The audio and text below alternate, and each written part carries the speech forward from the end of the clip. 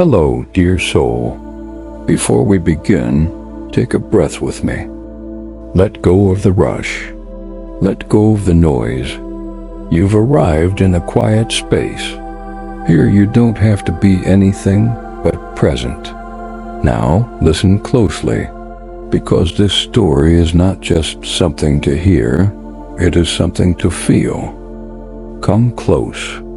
Today I will tell you a story of two men and a silence that said everything. Long ago in the mountains of Japan, there lived a wise Zen master. He was known not for how much he spoke, but for how deeply he listened. Travelers would walk for days just to sit in his presence, not to hear him lecture, but to experience his stillness. One day, a philosopher arrived. He was a well-read man, proud, brilliant, endlessly curious. He came to challenge the master, to ask the hardest questions about life, death, meaning, and suffering. When he arrived, the master welcomed him with a bow and poured him tea. They sat across from one another in the garden. The birds were singing. The wind moved softly through the bamboo. The philosopher cleared his throat and began speaking. He spoke about consciousness. He spoke about the ego, about books he had read, about debates he had won. His voice filled the garden. The master smiled and said nothing. Minutes turned into an hour. The philosopher continued, now questioning Zen itself. If silence is so powerful, he said, then explain it to me. Teach me in words. The master looked at him kindly and still said nothing. The philosopher grew impatient. Are you mocking me? He asked. Do you have no answer? The master stood up and began sweeping the stone path in the garden. The wind blew.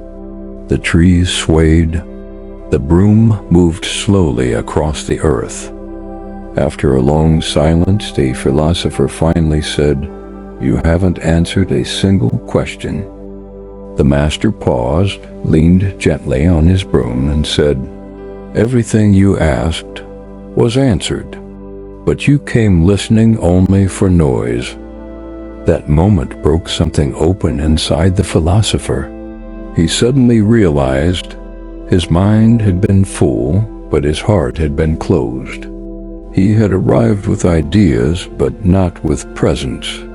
And in that silence, the deepest truth was revealed not through explanation, but through experience. You see, my friend, silence is not empty. It is the space where truth can land. In our world, everyone is speaking. Few are listening. We chase wisdom in noise, forgetting it often lives in stillness. I share this story not just for its beauty, but because I was once the philosopher too. I sought answers in books, in theories, and endless words. But only when I sat with silence did I begin to understand. Silence reflects us. It reveals what we run from. It strips away what is false. It doesn't shout, it invites. And only when we stop talking do we begin to hear what truly matters.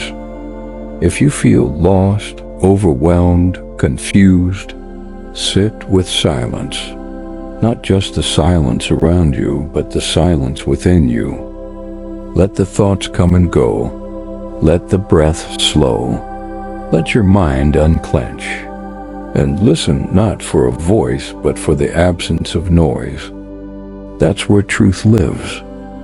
Thank you for sitting with this story. May it remind you, some answers cannot be spoken. Some truths must be felt. And sometimes, silence is the loudest teacher of all. Until next time, may your heart grow still, and your wisdom rise in silence. If this story stirred something within you, a question, a memory, a stillness, hold on to it. Let it guide you. In silence, we don't escape the world. We return to ourselves. If you feel called, I invite you to join me again. Subscribe to Velin Rise for more stories, more stillness, and the kind of wisdom that blooms in quiet. Until we meet again, walk slowly, breathe gently, and rise in silence.